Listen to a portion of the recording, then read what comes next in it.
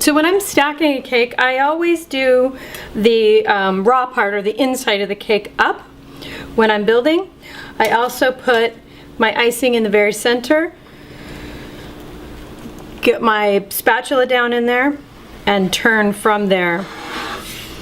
So I get a nice even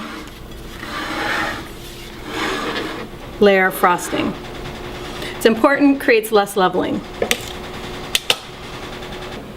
Okay, so this is a multiple stacked cake at this point. It really needs stabilization. You could at this point or before have put a plate underneath and actually created a real stacked cake like a wedding cake, but these are pretty light layers. They're only 8-inch round. So I'm going to use a technique with straws. You want 3. You want to stick them down in a triangle shape. This will keep my layers nice straight up and down while I'm working on them. And go ahead and trim them at the top. Gives me nice stability around the place where I'm going to put my doll. So we want to find the center and mark it. And then we're going to cut about the size of a silver dollar around that. You really don't want a big hole because we don't want our Barbie sloshing around in there. Then I'm going to take a regular steak knife. It's about the right length. You can see here that the knife doesn't go all the way down to the bottom, and that's what we want. We're going to go ahead and just cut our little hole out.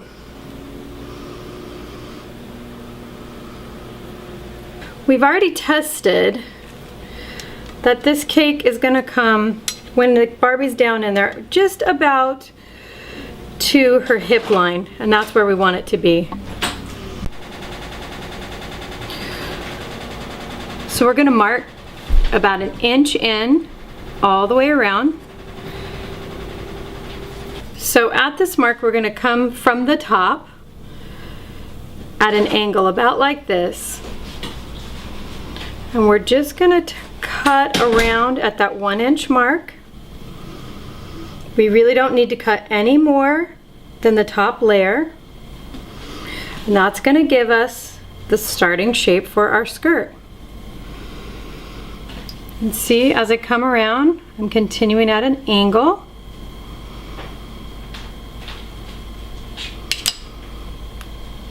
And I've got a nice even ring. So I'm going to use the icing from our filling to go ahead and give this a little crumb ice. Don't really usually need to add any extra icing, but we're just going to make it nice and smooth. Going to make it nice and smooth and seal down any crumbs. Next, I'm going to use the quick ice tip.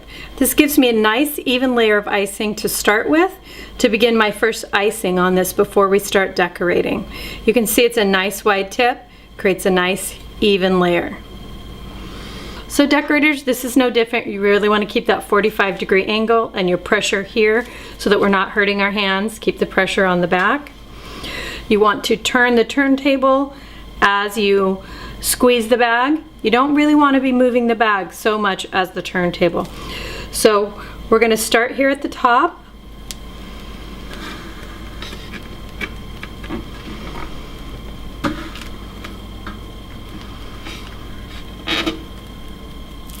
See the nice thin layer that creates, and just keep moving down.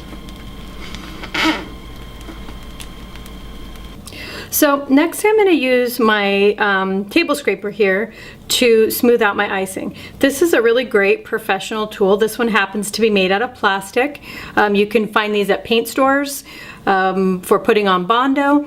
There are also nice metal, what's called a bench knife, that you can get at some of your kitchen stores. So you can also get them at your restaurant supplies. So for this, again, we are turning the turntable, not so much moving our arms. I'm going to start at this side and turn around this way.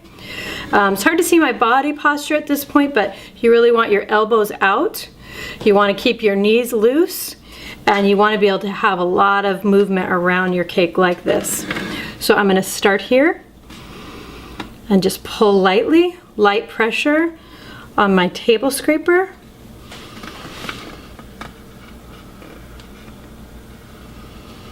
Okay. So I'm really moving only about maybe a quarter to a third around my cake with my scraper. Mostly I'm turning the turntable.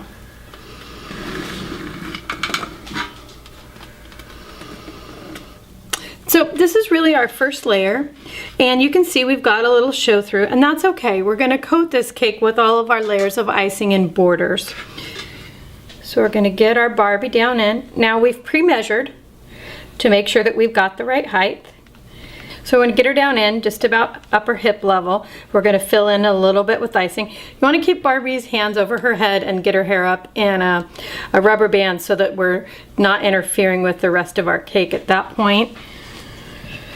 We're going to use our quick icer again, and we're going to fill in here around her waist. You want to be careful not to go up too high to begin the skirt. It'll look a little strange.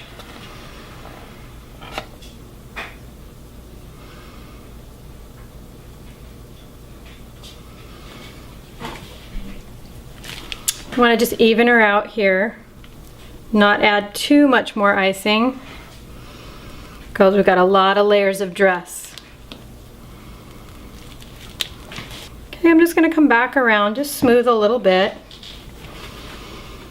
You don't want to overwork, because keep in mind we're going to cover this with layers of decoration. So it's a great idea to sketch out the design beforehand. So this is what I'm thinking about doing. I want to do a basic princess cake. You can see I've got some garlands planned for the bottom and some ruffles planned for here. Planning a little lace over the top here and a sweetheart bodice. It's a great idea to plan out the back also, so you have a good idea of what it's going to look like in advance. If you're a really experienced decorator, you can kind of wing it, but I still even like to have a good idea of what I'm going to do ahead of time. So I want to show marking the cake. We have our design, and now we need to mark that design on the cake so we have a good idea of where it's going to go. You can use any of your standard marking tools. You can use your half cup, you can use your Wilton garland marking tools, or you can just use a dowel. For now I'm just going to use a dowel. I want to freehand a little bit. I don't want it so tight. So I want to mark, find her belly button and mark straight down the front of my cake so that I know exactly where my front is. I want to come over about a third way around and mark again.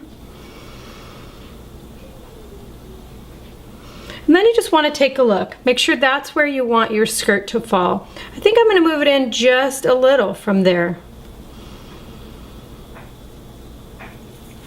So I want my cake to have a nice flow open skirt. So I kind of want to check just to make sure they're nice and even. So I'm right about 2 there and right about 2 here. That helps a lot. Then we want to move around to the back side of the cake, do exactly the same thing, and mark down from the back. Here we're going to decide how far down the side our garlands are going to go and how many in between. Looks like we're going to have about 3. Okay, so I'm going to use my quick icing tool here again to get a nice even top layer. For those of you who know, I'm really crazy about color striping, but for this we actually mix the bag of some light purple. I'm going to put my first layer of ruffles on with the quick icing bag.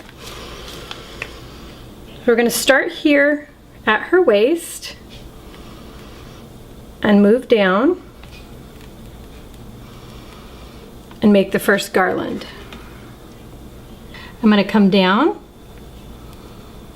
and make my second. Okay, so now I'm going to work on the other side.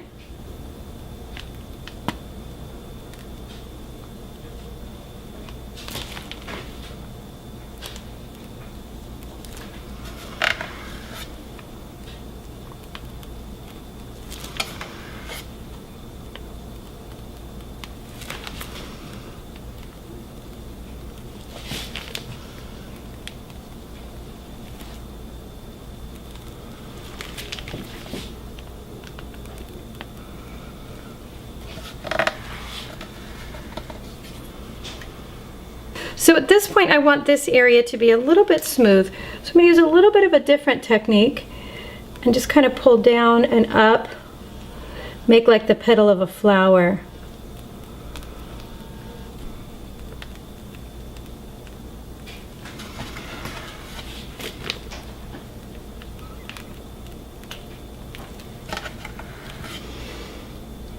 So this is an awful lot like our petals that we've used for hibiscus. If you've seen any of those videos, we do a squeeze, we let it build, move down just a little, pull back up as we release. You don't want any thickness at our waist, so this is a perfect petal for that. Squeeze, let it build at the edge, pull back and release. Squeeze lightly, let it build at the edge, pull back and release. See how thin we're getting up in here? Leaves us lots of nice space to create decoration at her waist. So this is a good example. As we got going here, I thought I was going to do a ruffle, and as it turned out, it worked more into flower petals, which I really like better. You can see as you go, you kind of adjust to what you're working with and what really looks nice at the time. So I just want to say at this point that I'm actually working on the opposite side of the cake so you can see from your vantage point. I can't actually see this side while I'm working on it, so you can see we've got a little bit of gap here. That's okay, we can cover it with a ruffle, no problem. But for you, you're going to want to work on your own side of the cake. It's way less awkward, much easier too. So using the quick icer to make this petal is great for you beginning decorators because you can cover a lot of space. It's quite easy to use. For you commercial or advanced decorators or people who are doing a lot of work, you can see how much space I covered in a short amount of time, but I still have a very pretty effect. So keep that in mind. It's great for speed, also great for beginners. So at this point, I'm going to work in white on the front of the cake, but I do want to stay true to my design here. So I want to make sure that my first garland is equal with this, so let's make some dots across here, and I want it to be right centered. So then that gives me the space for my garlands on the side. I know right where they're going to be. Again, you want to do this facing yourself. There we go. So you got a good idea what that looks like. I want to create kind of a lace here in the front, a lace look, a ruffled look. And I'm going to use my number 24 shell tip for this. Want a nice full border. If you're a beginner, want to make sure that you're spacing these even using your 1 and 2 and technique.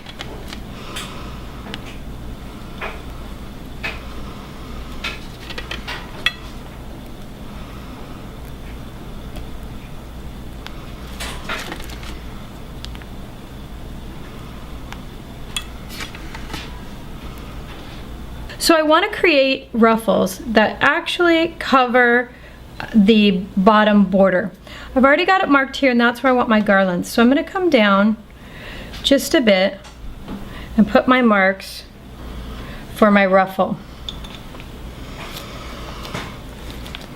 A ruffle is pretty even pressure control with a slight up and down movement. Now, the only part of this that is a little difficult is at the beginning and the end of your ruffle, you need to lessen that pressure control so that you have a finer edge at the beginning and the end. I'll demonstrate.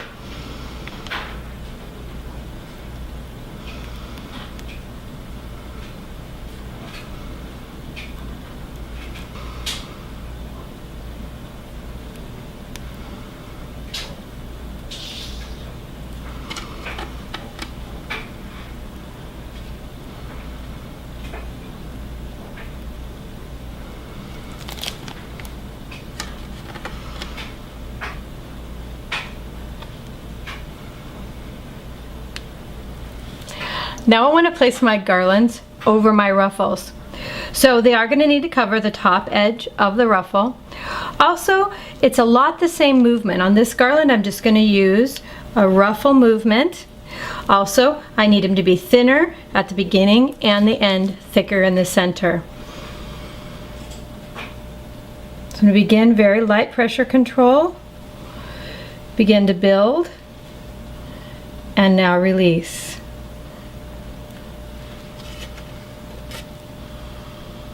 Very light pressure, larger zigzag, larger pressure, lighter pressure again.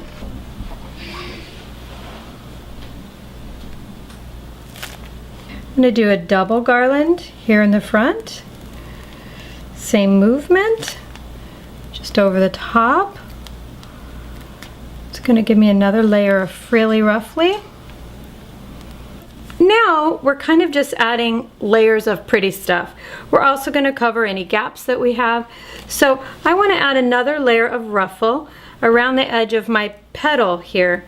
I don't want to come all the way up. I want to start maybe right in here, a very, very thin ruffle, and get bigger.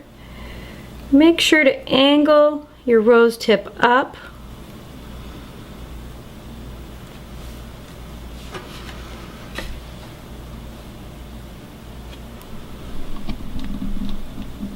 I've added a little bit of a darker color and a stripe. So I've got a writing tip here that I'm going to use for the bodice anyway. So I thought I'd drop some string work in the front. This is a little more of an advanced move. So with string work, it's all about pressure. We're going to drop the string. So we're going to squeeze, pull out, let it drop, and reattach.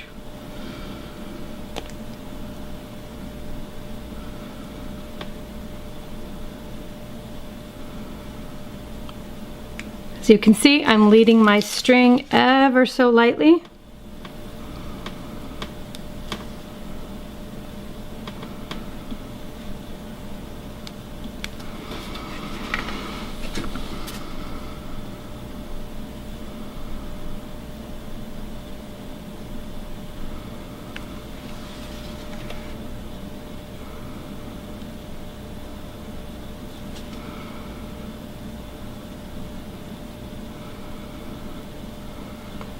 Okay, so we're going to start the bodice of the dress. This also may be considered like the bustier, but for our little princess, more appropriate bodice.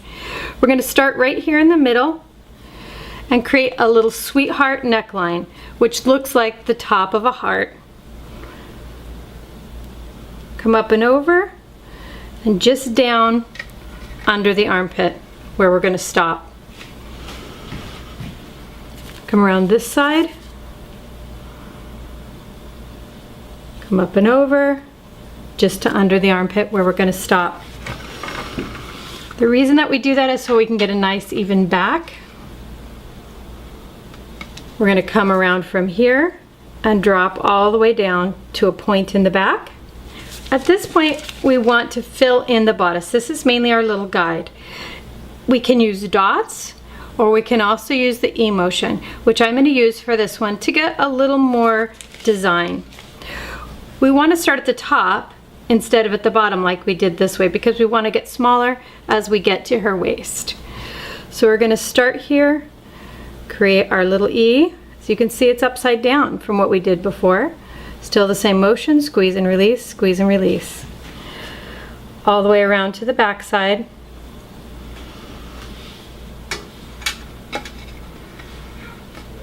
Can you still see?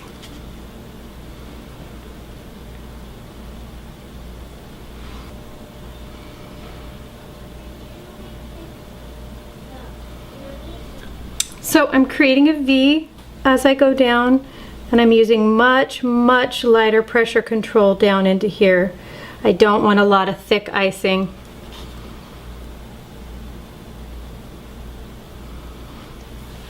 Okay.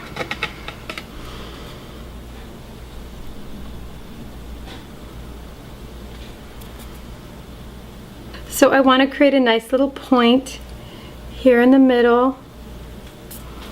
I'm just going to take one more pass to create the waist of the bodice.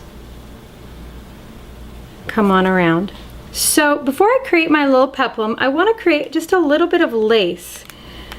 And if those of you who've watched our sunflower video, I'm making just a little Corneli lace. It's a very small cut in the end of a bag, or a very small writer, and kind of a squiggly, random S shape. Now remember that we're just creating layers of pretty stuff, and you can stop at any point.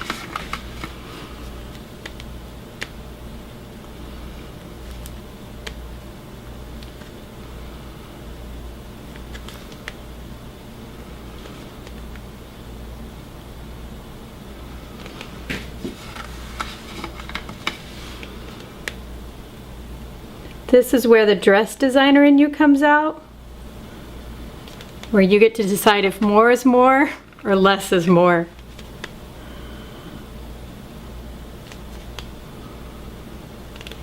So I still want to add my little peplum. Don't have to, but I'm going to go for it.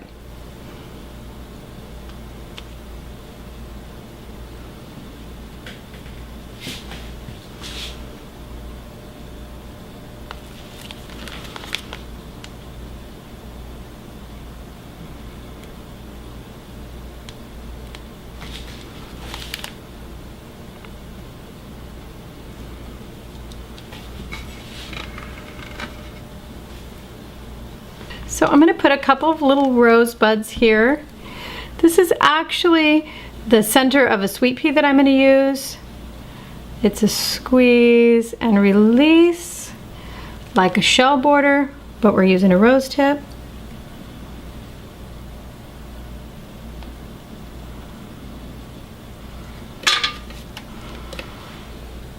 Squeeze, let it build, rock back, release.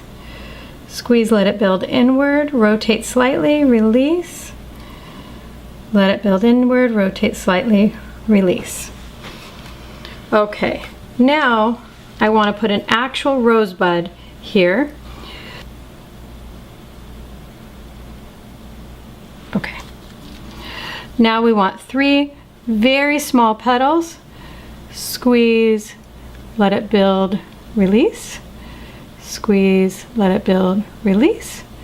Squeeze, let it build, release. For a rosebud, we're just going to take 1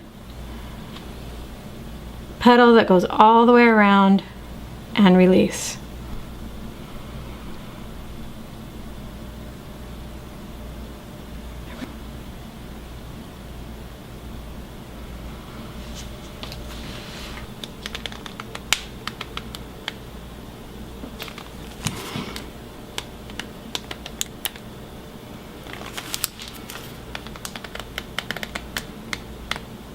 So as you can see, you can get a little carried away with the decorating on your princess or Barbie cake.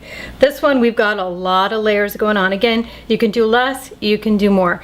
At this point, I'm gonna leave you with the cake at this level. We're actually gonna move on and make her into a southern lady with an umbrella and the hat. I'm gonna leave you with just a pearl necklace, and we'll see you next time.